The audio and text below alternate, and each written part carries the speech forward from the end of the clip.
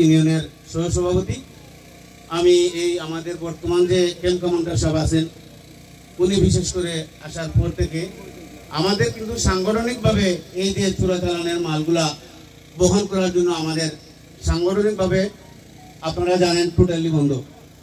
কিন্তু তারপরেও ওই যে আমাদের মেম্বার কামাল ভাই বলে গেছেন অনেক গুরুত্বপূর্ণ বক্তব্য। স্যার, আমাদের এলাকায় কিন্তু ওইসব বহন কখনো আমরা করতাম না।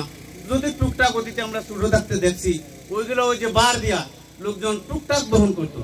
কিন্তু এই কোয়ারিগুলো বন্ধ হওয়ার কারণে স্যার আমাদের, আমি আগে বলে দিচ্ছি, সাংগঠনিকভাবে বহন করে স্যার এগুলা টোটালি বন্ধ। কিন্তু তারপরেও স্যার ফেডার কি দেয়, কোনো কর্মস্থান নাই আমাদের এলাকায়। আমাদের প্রায় ৮০,০০০ ১ লক্ষ পরিবহন শ্রমিক আছে স্যার। এদের মধ্যে স্যার ২-৪টা লোক হয়তো কোনো লোভে চলে যায়। আমি ধন্যবাদ জানাই আমাদের কোম্পানি কমান্ডার সাহেবকে।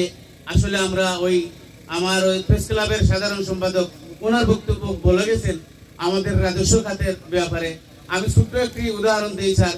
আমরা দেখছি থানা এবং অনেক ক্যাম্পে স্যার অনেক গাড়িগুলা কোটি কোটি টাকার গাড়ি স্যার যুক্ত। ওই গাড়িগুলা স্যার ওইগুলো রাজস্ব ওই দেশের সম্পদ স্যার। আমি ধন্যবাদ জানাই স্যার আমার কোম্পানি কমান্ডার স্যারকে। আমরা যদিও ২-১টা ড্রাইভার শ্রমিক চলে যায় ওর পেডের কিদায়, আমরা অনেক রিকোয়েস্টের মাধ্যমে ওই গাড়িগুলো উনি ছেড়ে দিয়েছেন। তাই আমাদের সংগঠনের পক্ষ থেকে আমরা আগেও একদিন ওনাকে ধন্যবাদ জানাইছি স্যার।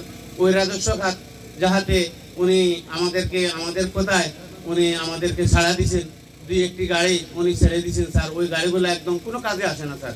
ওইগুলো বিভিন্ন ক্যাম্পে ওইগুলা একদম পুকায় খাচ্ছে স্যার গাড়িগুলা।